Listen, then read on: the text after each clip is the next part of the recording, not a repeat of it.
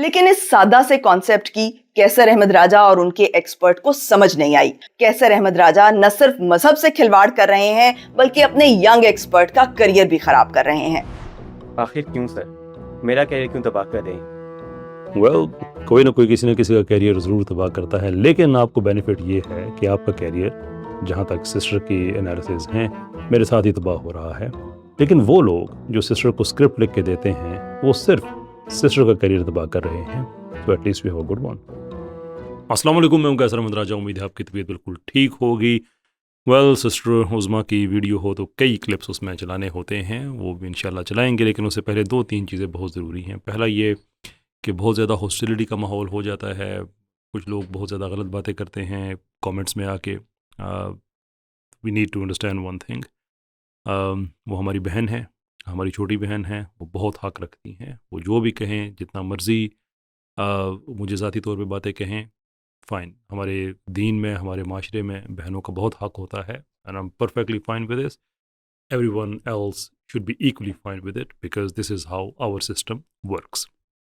बाकी जो इल्मी इख्तलाफ है वो अपनी जगह पे रहेगा, और मैं इस वीडियो का भी आगाज़ इस डिसअपॉइंटमेंट से करना चाहूँगा कि पूरी वीडियो में, यानी कि जो साइंस के आदम हवा या मजबूरी के अम्मी अबू, यानी कि वीडियो का जो मकसद था हमारी वीडियो का, वो ये था कि साइंस जो जो इर्तकाई हजरात हैं उन्होंने अपने साइंसी नताइज को तब्दील कर दिया कुछ सियासी मजबूरियों की वजह से।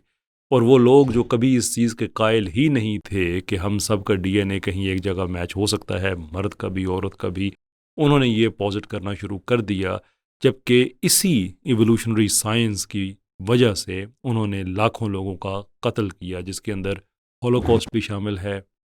सोशल डार्विनिज्म की हमने बात की, यूजेनिक्स मूवमेंट की बात की। वीडियो तो सारा इस चीज़ पे था, लेकिन सम हाउ हमारी बहन उस सारी बात को इग्नोर करके उन्होंने एक चीज़ पकड़ी, और वो ये कि हमने कुछ कह दिया ऐसा कि शायद आदम अलैहिस्सलाम और हज़रत हवा सलामुल्लाह अलैहा की उम्र 6000 साल कबल थी, यानी कि आज से 6000 साल कबल वो गुजरे थे। सीरियसली डिस्पाइट द फैक्ट कि हमने अपने वीडियो में कैटेगोरिकली कहा कि हम यंग अर्थर नहीं हैं। कुछ स्टडीज ऐसी भी हैं जो बताती हैं कि ये टोटल जो ट्रेसिंग बैक आप करते हैं तो ये कुछ 6-6.5 साल पे खत्म हो जाती है। लेकिन कुछ भी कहने से पहले मैं आपको ये जरूर बता दूं कि स्टेज पे हम पे यंग अर्थर का इल्जाम न लगा दीजिएगा। That's what we are not. खैर, चलते हैं उनके पहले क्लिप की तरफ। कुरानी आयात की तशरीह की मदद से किसी साइंसी नजरिए को इस्लामाइज करने की कोशिश बहुत खराब बात है। ये बात उसूली तौर पे बिल्कुल ठीक है, लेकिन मैं कह नहीं सकता कि सिस्टर को किसने मिसलीड किया मेरे बारे में। मेरा आमतौर पे शिकवा इनके जो स्क्रिप्ट राइटर्स हैं उनसे रहता है कि वो कोई भी चीज़ इनको कह देते हैं, और हमारी बहन भी पता नहीं किस ट्रस्ट की वजह से बस पढ़ देती हैं कि ये ठीक ही होगा। हालांकि मेरा कंटेंट इस पे देख ले, मेरे लेक्चर इस चीज़ पे देख ले कि मैं इसी चीज़ पे हौसला शिकनी करता हूँ लोगों की जो कुरान से साइंस ढूंढ रहे होते हैं या साइंस की रोशनी में कुरान को समझने की कोशिश कर रहे होते हैं। मेरे कई लेक्चर इस पे अवेलेबल हैं कि जब आप कुरान की हक़ानियत को साइंसी थ्योरी से ठीक साबित करने की कोशिश करेंगे तो साइंस की थ्योरी तो कल भी गलत साबित हो सकती है। फिर क्या करेंगे? आपने किसी को कन्विंस किया, ये अंग्रेज, ये जर्मन इस नतीजे पे पहुंचा है, मेरी किताब में तो ये पहले से लिखा हुआ था, कल वो गलत साबित हो जाए तो साइंटिफिक कुरान का मेयार नहीं है, इसलिए मोमिन हमारे ज़हन में बात ला सकना चाहिए। ये जो नजरिया है हम मुसलमानों का, भोले भाले मुसलमानों का, सारी साइंस कुरान से निकली है। बेटा, जितने जल्दी इस ख्याल को अपने जहन से निकाल सकते हो निकाल दो। ये इंतहाई डिफीटिस्ट, शिकस्त खुर्दा जुमला है कि सारी साइंस कुरान से निकली है। मिसाल के तौर पर कुरान अगर ये कह रहा है कि जमीन साकिन है तो साइंस जो मर्जी कह ले, आपको साइंस की समझ नहीं आएगी। पहली बात, हम ये बिलीव नहीं करते कि कुरान ये कहता है कि ज़मीन साकिन है। दूसरी बात, अगर आप ये मानती हैं कि कुरान वाकई ये कहता है कि ज़मीन साकिन है, तो आपके अपने साइंटिफिक फतवे के मुताबिक साइंस जो मर्जी कहे आपको उसकी समझ नहीं आएगी। तो आइंदा कम से कम साइंस पर वीडियो मत बनाइएगा। और अगर आप ये नहीं मानती कि कुरान ये कहता है कि ज़मीन साकिन है, तो इस आर्ग्यूमेंट को ताने के तौर पर पेश करने की क्या ज़रूरत थी? तो आप अपना स्टैंस इस टॉपिक पर पहले क्लियर करें। एक्सीलेंट क्वेश्चन जैन भाई की तरफ से कि क्लियर तो करें कि आप इस तरफ हैं या उस तरफ हैं। लेकिन मैं आपको एक बात बता दूं कि हम हमेशा कुरान के साथ होते हैं, and there is a reason. For example 1920 की दहाई से लेकर 1960 की दहाई तक एक बड़ी इंटेंस बैटल रही साइंसदानों के दरमियान। क्या ख़ास बात थी 1920 की दहाई? और ख़ास बात ये थी कि 1920 की दहाई से पहले जो साइंस है, यानी कि जो साइंसदानों का व्यू है, वो ये होता था कि ये कायनात अज़ली है, जबकि कुरान ये कहता था कि ये कायनात ये तख्लीक किया गया है, अज़ली नहीं है। यानी कि तो ये 1920 की दहाई से 1960 की दहाई तक एक इंटेंस बैटल ऐसी चली जिसमें फ्रेड होयल जैसा साइंसदान इस नज़रिए का मुखालिफ था कि कायनात का एक नुक्ता आगाज़ है। आइंस्टाइन जैसा साइंसदान इस बात का मुखालिफ था। लेकिन हमें उनकी साइंस की समझ नहीं आ रही थी, इसलिए कि हम कुरान के साथ खड़े थे। अब 1960 की दहाई के बाद हम और साइंसदान एक जगह पे खड़े हैं कि ये कायनात किसी एक वक्त वजूद में आई है। उसके बाद हम अक्ल को इस्तेमाल करते हुए कहते हैं कि इसका कोई खालिक होगा। बहुत से साइंसदान इस चीज़ से इत्तफाक करते हैं, कुछ मुल्हिद साइंसदान हैं वो इस चीज़ से इत्तफाक नहीं करते, लेकिन इस चीज़ पे हमारा इत्तफाक है कि कायनात का बहरहाल एक नुक्ता आगाज़ है। द क्वेश्चन इज़ कि अगर मेरी मुलाकात सिस्टर उज़मा से 1910 में होती, यानी कि हम उस टाइम में ज़िंदा होते, 1915 में होते, तो उस वक्त भी एग्जैक्टली मुझ पे यही इल्ज़ाम लग रहा होता कि मैं जाहिल आदमी हूँ, इसलिए कि साइंस कुछ और कह रही है और मुझे उस साइंस की समझ नहीं आ रही क्योंकि मैं कुरान पे ईमान रखता हूँ। She would be right. उस साइंस की मुझे वाकई समझ ना आती। फ्रैंकली उस साइंस की साइंसदानों को भी समझ नहीं थी। यही वजह है कि वो गलत थे। किसी भी साइंसी नजरिए को जब इस्लामाइज किया जाता है तो ये सब खुराफात इस प्रोसेस का लाजमी हिस्सा होती हैं। किसी भी साइंसी नज़रिए को इस्लामाइज किया जाए तो फिर इंसान इस स्ट्रक्चर से गुजरता है जो हमारी बहन ने दिखाया है। और मेरा व्यू ये है कि आप जब अपने नज़रियात को कम तर समझते हुए किसी नई चमकती हुई चीज़ को सोना समझ लें तो भी इंसान इसी प्रोसेस से गुजरता है। मिसाल के तौर पे सिस्टर को ये पता है कि उनको नहीं पता कि इर्तिकाई साइंस की तकनीकी तफसीरात क्या हैं, लेकिन इसके बावजूद वो इसको ठीक समझती हैं, तो ये अकीदा है।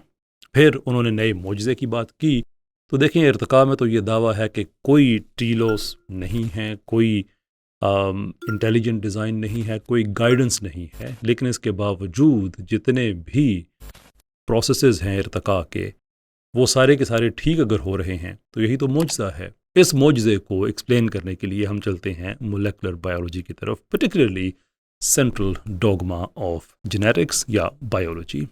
नाउ जिस्म को प्रोटीन चाहिए, उस प्रोटीन के लिए एक ख़ास कोड चाहिए, तो फिर जो सेंट्रल डोगमा हमें जो बीबी का अकीदा है, यानी कि सारे इर्तिकाइयों का, वो हमें ये बताता है कि एक कोड है जो डीएनए से जनरेट होता है, फिर वो आरएनए में कॉपी होता है, फिर वो राइबोसोम में जाता है और राइबोसोम में उसी इंस्ट्रक्शंस को, उसी कोड के सेट को प्रोटीन की सूरत में रेंडर किया जाता है और फिर वो ब्लड स्ट्रीम के ज़रिए जिस्म के जिस हिस्से में चाहिए होता है वहाँ पे पहुँच जाता है।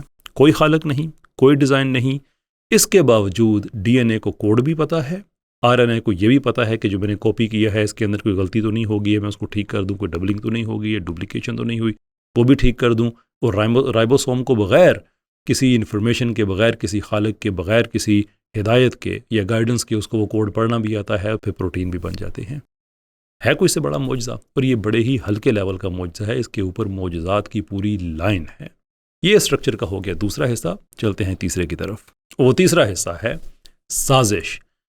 क्या इसको साजिश कहा जाएगा कि एक वीडियो बनाया जाए जिसमें पॉइंट आउट किया जाए कि जो साइंस के आदमो हवा हैं वो दरअसल मजबूरी के मियाबू थे, इसलिए कि दुनिया में कत्ल खून की अब गुंजाइश नहीं थी, साइंसी दुनिया भी बाकी दुनिया की तरह कुछ ना कुछ तहजीब की तरफ जाना चाहती थी, तो वो सारा हिस्सा काट के बल्कि फ़ोकस कर दिया जाए एक जगह पे कि आदम अलैहिस्सलाम 6000 साल पहले गुजरे थे, जबकि ये दावा सिरे से किया ही ना गया हो, और जो साइंसी पेपर दिखाए गए हों उसमें कोई 2 लाख 2.5 लाख साल का भी जिक्र हो, लेकिन वो सारा कोई साइड पे करके एक चीज़ अपनी तरफ से स्ट्रॉमैन कर दी जाए।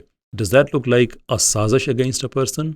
श्योरली। लेकिन ये पहली बार नहीं है। ये हरकत पहले डॉक्टर तैमूर रहमान साहब ने की थी कि तुम क्रिएशनिस्ट के जो काम है वो पाकिस्तान में लेके आते हो, ये तो खुदा को मानने वाले हैं। तो फिर मैंने पूछा सर आप किसका लेके आते हैं जो खुदा को नहीं मानने वाले हैं? हालांकि मैंने कभी कोई क्रिएशनिस्ट हवाला नहीं दिया। उसके बाद उनको एक क्लिक हुई कि ये तो मैं ये ऐसा काम कर रहा हूँ जो बैकफायर करेगा, तो उन्होंने ये साजिश छोड़ दी, हमारी सिस्टर ने शुरू कर दी। और फिर हमारे पास रह जाता है इसका चौथा स्टेप, वो है बेईमानी। वेल, जो साजिश में मैंने बातें बताई हैं कि वीडियो के सारे हिस्से कट करके वो अपनी मर्ज़ी की एक स्पिन अप्लाई कर देनी, गलत बयानी करके, दैट इज़ बेईमानी एज़ वेल। लेकिन ये वाला हिस्सा मैं सिस्टर पे अप्लाई इसलिए नहीं करूँगा कि बेईमानी के लिए कम से कम एक बेसिक नॉलेज की रिक्वायरमेंट होती है कि आपको पता तो है लेकिन आप छुपा रहे हैं। मैं बात कर रहा हूँ रिसर्च पेपर्स की कि जिस तरह से बेदरेग तरीके से अना के मुजस्मे पे सच की बलि चढ़ाई है मेरी बहन ने, इट्स एक्स्ट्राऑर्डिनरी। उसके लिए मैं बेईमानी नहीं कहूँगा, उसके लिए मैं उनकी मासूमियत कहूँगा कि उन्होंने अपने स्क्रिप्ट राइटर्स पे एतबार करके क्या क्या कमाल कर दिए हैं। When we get to that stage मैं एक्सप्लेन करूँगा कि उनके रिसर्च पेपर्स में क्या क्या गलती है। लेकिन इस सादा से कॉन्सेप्ट की कैसर अहमद राजा और उनके एक्सपर्ट को समझ नहीं आई और अपनी कज फहमी की बुनियाद पर उन्होंने इस्लाम में एक नया अकीदा शामिल कर दिया कि हजरत आदम और अम्मा हव्वा दरअसल वाई क्रोमोसोमल एडम और माइटोकॉन्ड्रियल ईव हैं। Again misunderstanding. हम ये नहीं कह रहे कि जो एवोल्यूशनिस्ट के बनाए हुए आदम और हव्वा हैं वो इस्लामिक हैं, बल्कि हम ये कह रहे हैं कि असल आदम और हव्वा इस्लाम ने बताए हैं और जो इनकी इंटरप्रिटेशंस हैं उसके नकाइस हमने बयान किए और हमने ये बताया कि कैसे इन्होंने एवोल्यूशन को इस्तेमाल करते हुए कैसे रेसिज्म को साइंटिफिक बुनियादों पर जस्टिफाई किया। और फिर जब वर्ल्ड वॉर 2 में लाशों के अंबार लग गए तो फिर इन्होंने अपनी थ्योरी को बचाने के लिए इस तरह के अकायद से पीछे हटना शुरू कर दिया। और जब 1980s में फाइनली ये डिस्कवर हो गया कि तमाम इंसानों की माँ मुश्तरिक है तो फिर इन्होंने इस पर अपना स्पिन अप्लाई करना शुरू कर दिया कि देखें एवोल्यूशन तो ये कहती है कि तमाम इंसान एक ही औरत से वजूद में आए हैं। और हमने यहाँ पे स्टीफन जे गोल्ड का कोट इसलिए नकल किया था कि वो ये बता रहे थे कि अंटिल क्वाइट रिसेंटली साइंस को यूज़ करते हुए रेसिज्म को जस्टिफाई किया जा रहा था। तो जब एक बात जो कि मजहब ने पहले प्रेडिक्ट कर दी थी कि हम सब के माँ बाप एक ही हैं, मुश्तरक हैं, तो ये बात जब एज अ फैक्ट सामने आ गई तो एवोल्यूशनिस्ट ने अपना स्पिन अप्लाई करना शुरू कर दिया। अगर आप नहीं दिखा सकते एग्जैक्टली कि किस जगह पे बात कही गई है कि जो माइटोकॉन्ड्रियल ईव है या वाई क्रोमोसोम एडम है उससे हम मुराद आदम व हवा अलैहिमुस्सलाम लेते हैं, तो फिर अखलाक का तकाजा तो ये है कि माजरत कर ली जाए। लेकिन शायद मैं तकाजा कुछ ज़्यादा कर रहा हूँ। ये सिस्टर की तरफ ये बात नहीं कि मजमूई तौर पर सेकुलर जो एक रुझान है मैं उसकी बात कर रहा हूँ। हाँ, ये सवाल बड़ा इम्पोर्टेंट है कि अगर साइंस की एक कोई तशरीह किसी स्टेज पे अगर वो इम्प्लीकेशंस प्रोड्यूस कर रही है जो हमारे रिलीजन में हैं तो इसमें गुस्सा करने की क्या ज़रूरत है। सो फार एज वीर कंसर्न, जैसे जैन ने कहा, हमारे लिए ये चीज़ मैटर ही नहीं करती है कि इस पे साइंसदान क्या कहते हैं। जहाँ तक हमारा ताल्लुक़ है हम आदम व हव्वा अलैहिमुस्सलाम को अपने आबा व अजदाद समझते हैं, दैट्स इट। पुरानी तौर पे समझते हैं। हम ये कहते हैं कि साइंस के अंदर आपको ऐसा एविडेंसेस मिल जाएंगे जो कि मटीरियल रेंडिशन होगी लेकिन उसके करीब करीब आते हैं, दैट्स इट। वो ना भी आए तो हमें कोई फ़र्क नहीं पड़ता है। लेकिन इस बात को एक्सट्रैपोलेट कर देना बिल्कुल ऐसे ही जैसे एडेप्टेशन को एक्सट्रैपोलेट करके चूहे से हाथी बना लेना इवोल्यूशनिस्ट के लिए कोई मसला नहीं है। ऐसे ही हमारी सिस्टर ने एक चीज़ को कि सिर्फ एक ममासलत कहीं पे नज़र आती है तो उससे एक्सट्रैपोलेट करके वो दावा हम पे थोप दिया जो हमारा है ही नहीं। How about that for honesty. यही वजह है कि अपनी वीडियो में मैंने बार बार स्पेसिफाई किया कि माइटोकॉन्ड्रियल ईव और वाई क्रोमोसोमल एडम आज जमीन पर बसने वाले सभी इंसानों के मुश्तरका माँ बाप हैं। फिर आपने कहा कि साइंटिफिक एडम एंड ईव आज ज़मीन पर बसने वालों के मुश्तरका माँ बाप हैं। इसमें आप ये क्यों अज्यूम कर रही हैं कि जो पहले इंसान गुजर चुके हैं उनके माँ बाप कोई और थे? क्योंकि हमारे पास ना उनका DNA है, ना उन पर ऑब्जर्वेशन है, ना उन पर स्टडीज़ की जा रही हैं। तो जो डाटा हमारे पास अवेलेबल है उसके मुताबिक हम तमाम इंसानों के माँ बाप मुश्तरका हैं। तो आपका ये कहना कि उन आदम और हव्वा के भी माँ बाप हो सकते हैं तो ये आपकी सिर्फ अजम्पशन है जिसको टेस्ट नहीं किया जा सकता। आपको ये मुगालता हो गया है कि पिछले 2 लाख साल से आज तक जितने भी इंसान पैदा हुए वो इफेक्टिवली एक औरत के नस्ब से पैदा हुए। और फिर आपने ये शिकवा किया कि मैंने ये कहा कि पिछले 2 लाख सालों में जितने भी इंसान पैदा हुए हैं वो सिर्फ एक औरत से पैदा हुए हैं, विच इज़ रॉन्ग। तो मैंने वीडियो में ये कहा कि 2 लाख सालों से जितना भी इर्तिका हो रहा है वो अफेक्टिवली एक औरत से हो रहा है। तो अफेक्टिवली का वर्ड मैंने जानबूझकर यूज़ किया कि बाकी जितनी भी अजम्पशन की जाती हैं कि औरतें रही होंगी वो चूँकि नापैद होगी उनकी नस्लें, तो फिर अफेक्टिवली का मतलब कि एक ही औरत से एट द एंड हम सब वजूद में आए हैं। तो इस चीज़ को नलीफाई करते हुए उज़्मा रूमी साहिबा ने जो एक्सप्लेनेशन दी वो भी आखिर कहाँ पर रुकी? और बिल आखिर सिर्फ एक औरत का नस्ब बाकी रह गया। बिल आखिर सिर्फ एक औरत का नस्ब बाकी रह गया, यानी कि आज जितनी वेरिएशन मौजूद हैं वो अफेक्टिवली एक औरत से ही वजूद में आई हैं। और मज़े की बात यह है कि जो चार्ट इन्होंने इस्तेमाल किया एक्सप्लेनेशन के बाद, उस चार्ट में और हमारे पेश किए हुए चार्ट में कोई ख़ास फ़र्क नहीं था। और आपको ये बताने की ज़रूरत नहीं है कि माइटोकॉन्ड्रियल ई का मतलब एवोल्यूशनिस्ट क्या लेते हैं, क्योंकि रिसर्च के दौरान 1980s के पेपर में हम ये चीज़ ऑलरेडी देख और समझ चुके थे। कैसर साहब को इस्लाम के खिलाफ साइंसदानों की साजिश भी खोजना पड़ी। वो साजिश ये है कि साइंसदानों ने उन स्टडीज को छुपा लिया जिनके मुताबिक ये दोनों अफराद एक ही वक्त में रहते थे। No, not at all. हमारा ये कोई दावा नहीं है कि साइंसदानों ने इसको छुपा लिया, इसलिए कि रिसर्च पेपर अगर हमने दिखाए हैं तो जाहिर सी बात है वो साइंसदानों के लिखे हुए हैं ना। That's not the claim. Claim ये है कि जो बाद में इवोल्यूशनिस्ट्स, जो पूरा एक माफिया है, जो पूरा इनका एक ब्रॉडकास्टिंग का, इंफॉर्मेशन पैडलिंग का एक पूरा एक पैराडाइम है, उसने छुपा लिया। मिसाल के तौर पे टेक्स्ट बुक बायोलॉजी में ये बात क्यों नहीं बताई जाती कि जो रेंज है वो 6000 साल से लेकर कोई 2.5 लाख साल तक जाती है? क्यों वो सारी बातें छुपा ली गई जो उनको सूट नहीं कर रही हैं? और हमने ये सवाल किया था कि रिसर्च पेपर में लिखा हुआ है कि ये इतने 1000 साल बन सकता है, but obviously no one thinks that. We raise the question कि अगर इतना बन सकता है then why people don't think that. लेकिन इंटरेस्टिंग बात ये है कि इस रिपोर्ट में साथ ये भी लिखा गया कि no one thinks that's the case. Why? क्या साइंस आपकी सोचों पे चलती है? वेल, बिकॉज ये बात टेक्स्ट बुक बायोलॉजी में नहीं आई है, ये BBC पे रिपोर्ट नहीं होती है, ये बाकी जो प्रोमिनेंट साइंस को प्रमोट करने वाले हैं, जो एवोल्यूशन पॉपुलराइजर्स हैं, उनके हाँ ये चीज़ रिपोर्ट नहीं होती है। सिस्टर उज़मा के वीडियो में और जो पाकिस्तान के देसी इर्तकाई हैं उनके वीडियोज़ में चीज़ें रिपोर्ट नहीं होती है। छुपाने से ये मतलब है, so far as we are concerned, ये सारे का सारा गलत हो सकता है। 6000 भी गलत हो सकता है, 6 लाख भी गलत हो सकता है। तो what we are saying is कि अगर रिसर्च पेपर में ये सारी रेंजेस मौजूद हैं तो आपने बताना है कि कुछ को क्यों छुपाया जा रहा है और कुछ को क्यों प्रमोट किया जा रहा है। 1997 में जब ये पेपर पब्लिश हुआ था तो इसमें 6500 के नंबर को देखकर क्रिश्चियंस की एक छोटी सी कम्युनिटी बहुत खुश हुई थी। इस कम्युनिटी का मानना था कि खुदा ने जमीन को और आदम और हवा को 6000 साल पहले पैदा किया था। ये नजरिया दरअसल 17वीं सदी के एक बिशप ने पेश किया था, जिसने बाइबल की एक खुद साख्ता तशरीह के जरिए ये टाइमलाइन बनाई थी। इस बिशप के फॉलोअर्स को यंग अर्थर्स कहा जाता है और ये लोग 1997 के पार्सन पेपर का बहुत प्रचार करते हैं, लेकिन वो पब्लिक को ये नहीं बताते कि पार्सन पेपर पे मजीद रिसर्च क्या हुई। यही काम कैसर अहमद राजा ने भी किया। लेकिन कुछ भी कहने से पहले मैं आपको ये जरूर बता दूं कि इस स्टेज पे हम पे यंग अर्थर का इल्जाम ना लगा दीजिएगा। That's what we are not. नहीं है हम young earthers, for goodness sake. Straw manning की भी कोई हद हुआ करती है। बल्कि उन्होंने ये डाउट क्रिएट करने की कोशिश की कि म्यूटेशन क्लॉक को थ्योरी ऑफ एवोल्यूशन के हिसाब से कैलिब्रेट किया जाता है और एम्पिरिकल डेटा को जानबूझ के इग्नोर किया जाता है। और फिर मैडम ने ये शिकवा किया कि हमने ये गलत बात कही कि मोलेकुलर क्लॉक को थ्योरी ऑफ एवोल्यूशन के मुताबिक कैलिब्रेट किया जाता है। That is actually right. हमने अपनी ओरिजिनल वीडियोस में वो स्टडीज़ लगाई थी, including 1979 brown at all papers, जिसमें ये बताया गया था कि चिम्प और ह्यूमन की एंसेस्ट्री को एज्यूम करते हुए उन्होंने 2% पर मिलियन ईयर का एक फिगर निकाला और उसी नंबर को बाद में आगे इस्तेमाल किया गया। हम इसको सिंबल कर लेते हैं और एन गिबन्स का 1998 का आर्टिकल देख लेते हैं कि वो इसमें क्या कह रही हैं। The most widely used mutation rate for non-coding human mtDNA relies on estimates of the date when humans and chimpanzees shared a common ancestor taken to be 5 million years ago।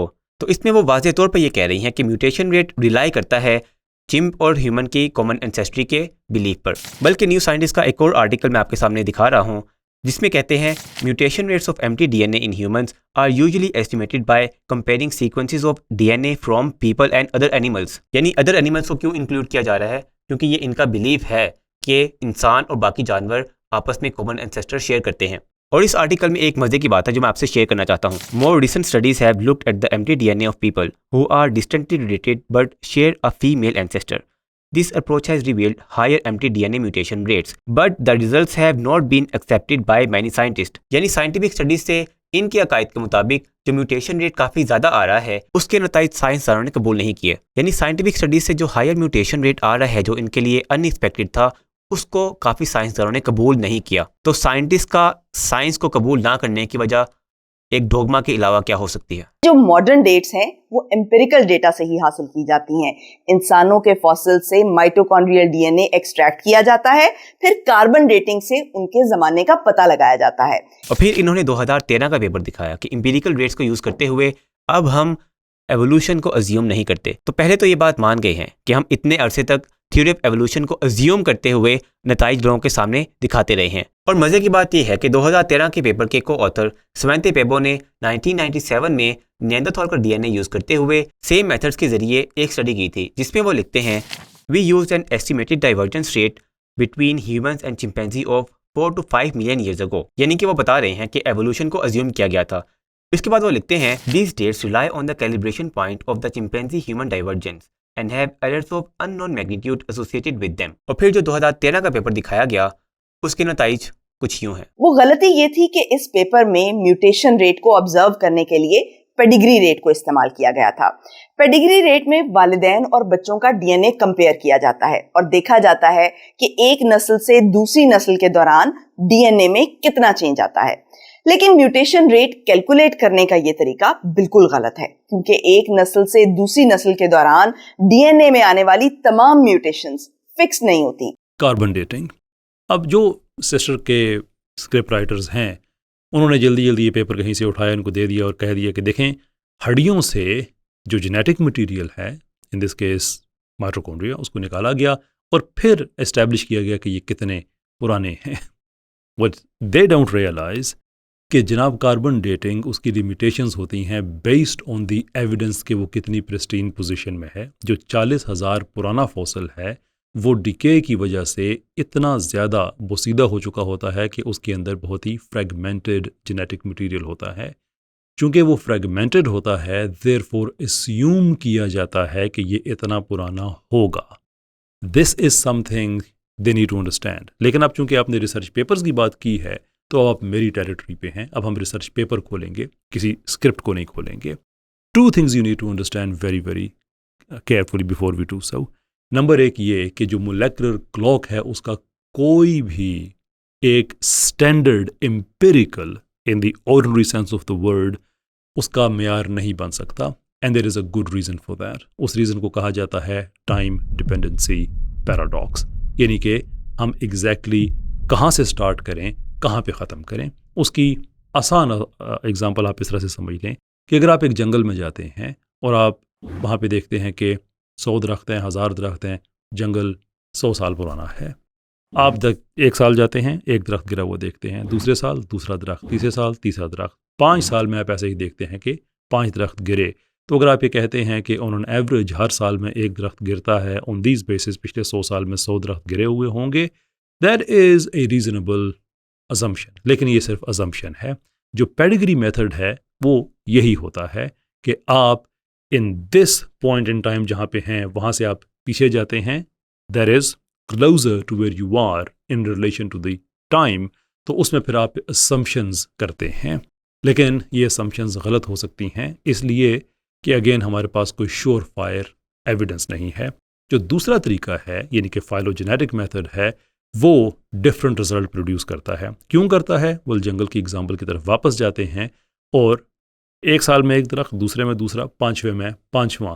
लेकिन जो 20 साल पहले दरख्त गिरा था, 50 साल पहले दरख्त गिरा था, वो तो मौजूद नहीं है। सो मोस्ट प्रोबेबली आपको पूरे जंगल को आप एनालाइज करें तो वहाँ पे 5 नहीं शायद 10 दरख्त मिल जाएं, क्योंकि बाकी सारे हालात की नज़र हो चुके हैं, डीके का शिकार हो चुके हैं, राख बन चुके हैं, मिट्टी में मिल चुके हैं, ख़त्म हो चुके हैं। तो अब अगर फाइलोजेनेटिक मेथड अप्लाई करेंगे तो उसका नतीजा ये निकलेगा कि 100 सालों में सिर्फ 10 दरख्त जो कि आप देख सकते हैं because of the fragmentation of the evidence. Therefore ना ही हमारे पास पेडिग्री मेथड एक्यूरेट है, ना ही हमारे पास फाइलोजेनेटिक मेथड एक्यूरेट है। स्क्रिप्ट राइटर हजरात थोड़ा सा इसको गूगल कर लीजिएगा, शायद आपको इससे भी आसान एग्जाम्पल मिल जाए। एंड दैट इज़ वाई हमारे पास कोई स्टैंडर्ड नहीं है। यही वजह है कि जो भी आपका एवोल्यूशनरी पैराडाइम है उसके मुताबिक आप इस क्लॉक को कैलिब्रेट करते हैं, बिकॉज कोई ऑब्जेक्टिव स्टैंडर्ड नहीं है। यही वजह है कि हमारे पास जो रेंज निकलती है वो कोई 2.5 लाख साल से लेकर 6000 साल तक है।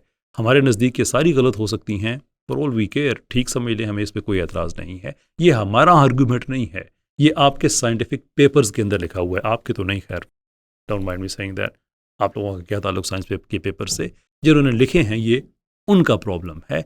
अनदर वेरी इंपॉर्टेंट थिंग जो कि आपको समझनी बड़ी ज़रूरी है, जो स्क्रिप्ट राइटर हजरात हैं, मैं उनकी बात कर रहा हूँ, कि जब आप म्यूटेशन रेट को कैलकुलेट नहीं कर सकते ह्यूमन, एक आम आदमी के तौर पे, क्योंकि उसके अंदर ये प्रॉब्लम्स हैं, तो फिर आपके पास क्या होता है? कंप्यूटर मॉडल्स होते हैं। यही वजह है कि 2014-2015 में हमारे पास रिलैक्स्ड क्लॉक का तस्वर है। रिलैक्स्ड क्लॉक का मतलब क्या है? कि हम ना पेडिग्री मेथड पे जाएंगे जिसमें हम अस्यूम कर लेंगे कि ये तेज़ म्यूटेशंस होती हैं, ना ही हम फाइलोजेनेटिक पे जाएंगे जिसमें हम अस्यूम कर लेंगे कि ऑल द वे वो आहिस्ता होंगी, बल्कि कंप्यूटर बजाते खुद जब एनालिसिस करेगा बायसियन मॉडल पे तो वो एक ही स्पीशीज़ की म्यूटेशन रेट को मुख्तलिफ ज़मानों और जो अवेलेबल सर्कमस्टांसेस हैं उनको सामने रख के उसकी स्पीड, म्यूटेशन की स्पीड यानी कि कहीं तेज़ करेगा कहीं आहिस्ता करेगा। सो अब हम कह सकते हैं कि हमारे पास क्या आ गया ऑब्जेक्टिव इन्फॉर्मेशन? नहीं, अभी भी नहीं, क्योंकि उसकी वजह यह है कि कंप्यूटर को भी स्टार्टिंग पॉइंट के लिए एक असम्पशन देनी होगी कि वी अस्यूम कि 5 मिलियन साल में या 500 मिलियन साल में कितनी चेंजेस आई हैं। वो कोर स्टार्टिंग पॉइंट है कि इवन कंप्यूटर बेस्ड डेटा भी एक ऐसी असम्पशन की बेस पे काम करेगा जो कि एम्पिरिकल नहीं है। But then the question is कि जब हम कहते हैं कि ये चीज़ एम्पिरिकल है तो उसका क्या मतलब होता है?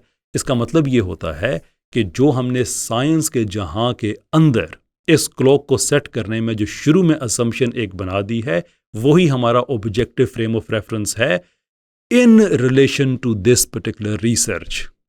ये वो एम्पिरिकल नहीं है जो आप एवरीडे लैंग्वेज में सुन रहे होते हैं। It's not that, it cannot be that. You cannot observe something that had happened half a million years ago or for in some cases even more than that. अपनी video में कैसर अहमद राजा ने 30 साल पुराना एक पेपर दिखाया और फिर उज़मा रूमी साहिबा ने यह शिकवा किया कि हमने 30 साल पुराना एक पेपर दिखाया। The thing is 2 + 2 was equal to 4 1000 years ago। तो जो सच्चाई है वो सच्चाई ही रहेगी, बेशक 30 साल पहले हो या 1 साल पहले हो। और फिर हम ये देखते हैं कि एवोल्यूशन को अज्यूम करते हुए एवोल्यूशनिस्ट की क्या एक्सपेक्टेशन थी कि म्यूटेशन रेट क्या आएगा। In humans this yields a rate of about 1 mutation every 300 to 600 generations. यानी कि इनकी एक्सपेक्टेशन क्या थी कि एक म्यूटेशन के होने में 300 से 600 जनरेशन लगनी चाहिए। तो आइए हम देखते हैं कि एक्चुअल रिजल्ट्स क्या आए। ये 1996 का पेपर है जिसमें बताया गया कि 1 म्यूटेशन एवरी 25 जनरेशन, यानी कहाँ 300 to 600 जनरेशन और कहाँ 1 म्यूटेशन एवरी 25 जनरेशन। तो ये इतना बड़ा जो गैप है ये एवोल्यूशन के लिए अनएक्सपेक्टेड था।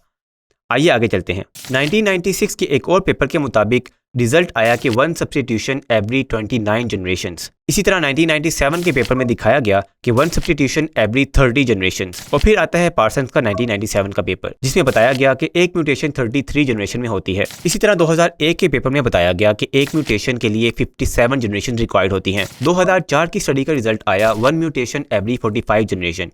इसी तरह 2005 के पेपर का रिजल्ट आया 1 म्यूटेशन एवरी 29 जनरेशन। आगे चलते हैं। 2012 की स्टडी के मुताबिक एक म्यूटेशन 39 जनरेशन में होती है। इसी तरह 2022 के पेपर में हम देखें तो पता लगता है कि एक म्यूटेशन 38 जनरेशन में होती है। एंड फाइनली 2024 का पेपर जिसमें बताया गया कि एक म्यूटेशन अगेन 38 जनरेशन में होती है। Here we go. आपका जो 30 साल पुराने का शिकवा था वो भी दूर हो गया और आपको पता लग गया कि जो एवोल्यूशन के हिसाब से एक्सपेक्टेशन थी कि एक म्यूटेशन 300 से 600 जनरेशन के दरमियान होनी चाहिए, उसके अगेंस्ट रियल साइंटिफिक डाटा क्या आ रहा है कि एक म्यूटेशन ऑन एवरेज 40 जनरेशन में हो रही है। मजीद ये कि पार्सन पेपर की गलती को साइंटिफिक कम्युनिटी ने बहुत पहले कंक्लूड कर दिया था, जिसका जिक्र ना करना साफ साफ बेईमानी है। वो गलती ये थी कि इस पेपर में म्यूटेशन रेट को ऑब्जर्व करने के लिए पेडिग्री रेट को इस्तेमाल किया गया था। तो इसी तरह म्यूटेशन की रफ्तार भी शॉर्ट टर्म म्यूटेशन रेट से पता नहीं चलेगी। और फिर आपने कहा कि पार्सन का जो मेथड था पेडिग्री बेस्ड म्यूटेशन रेट को कैलकुलेट करना वो गलत था।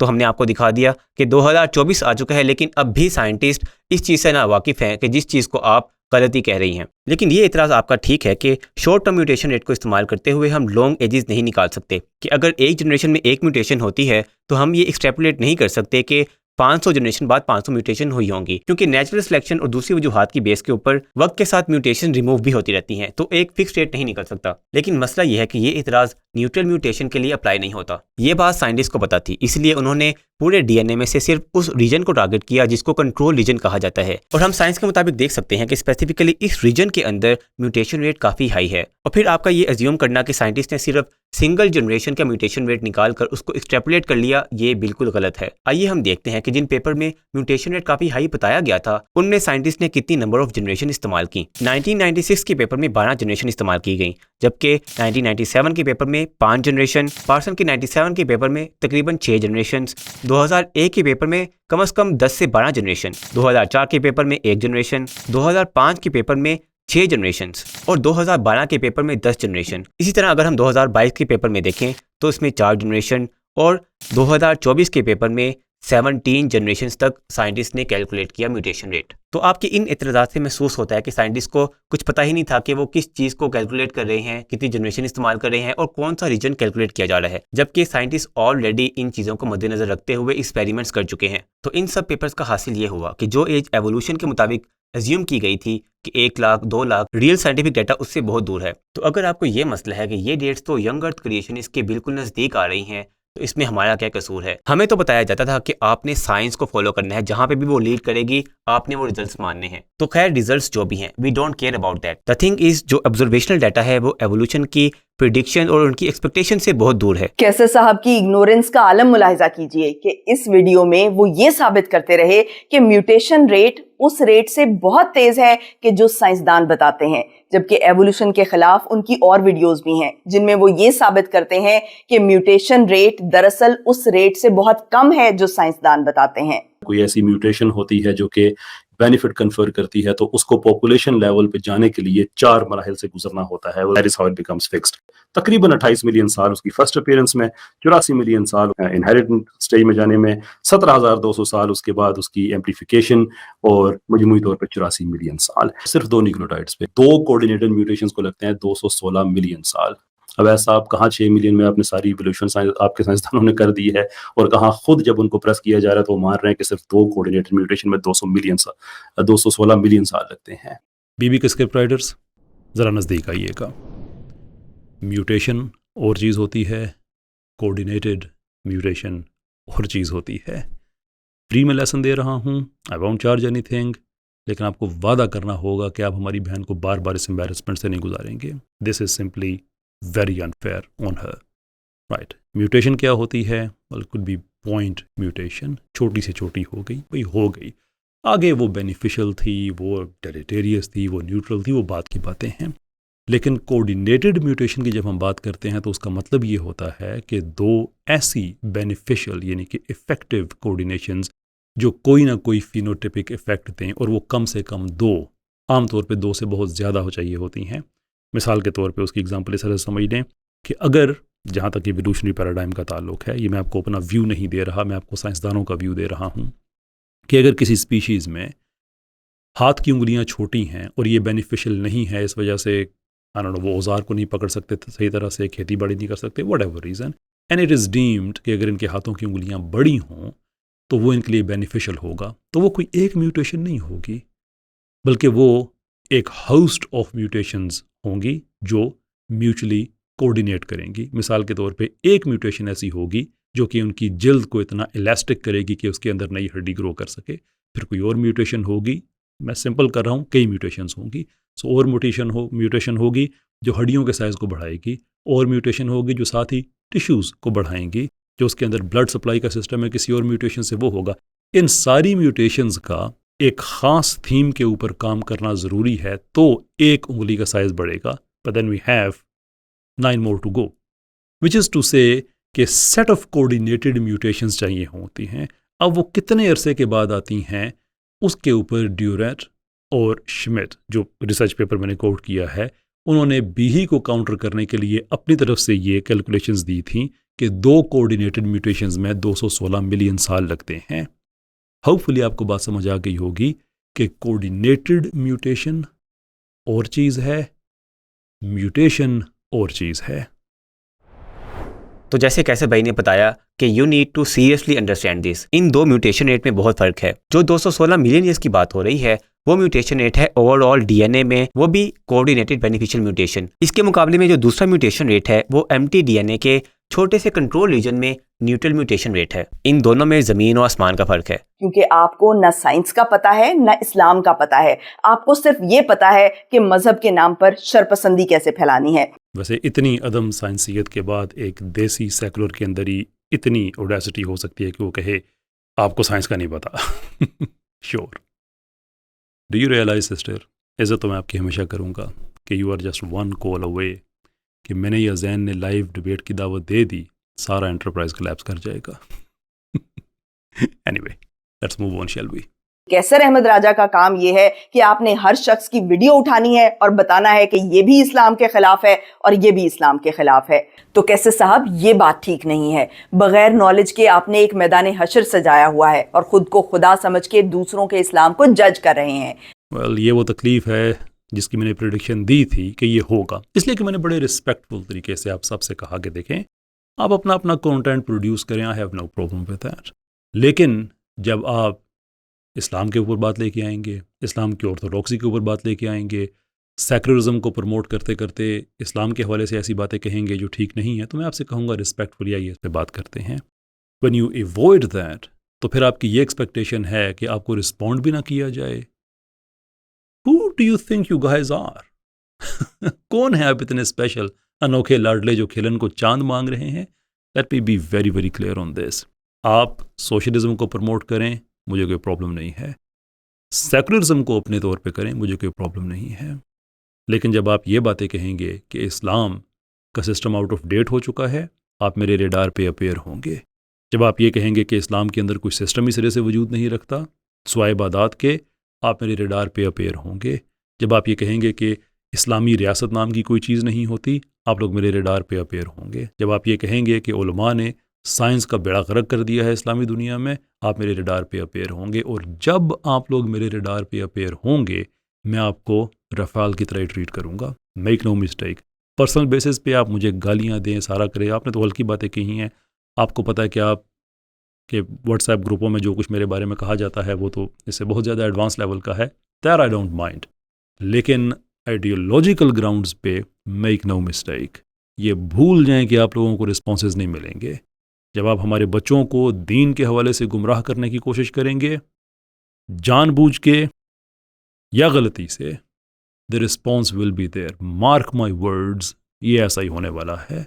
गालियाँ दें या जो मर्जी करें, हाँ मैं गाली नहीं दूंगा, बदतमीज़ी के जवाब में बदतमीज़ी नहीं करूंगा। But if you think we are going to back off, stop killing yourself. Quran इंसान को इंसान बनाता है, साइंसदान नहीं बनाता। और कुरान पढ़ के आप इंसान ना बने और साइंसदान बनने की कोशिश करें तो फिर आप ना इंसान बन सकते हैं ना साइंसदान बन सकते हैं। आप सिर्फ कैसर अहमद राजा जैसे शरपसंद बन सकते हैं। That's cute. मैंने आपसे कहा मेरी बहन है, कोई रिस्पॉन्स नहीं इस चीज़ का।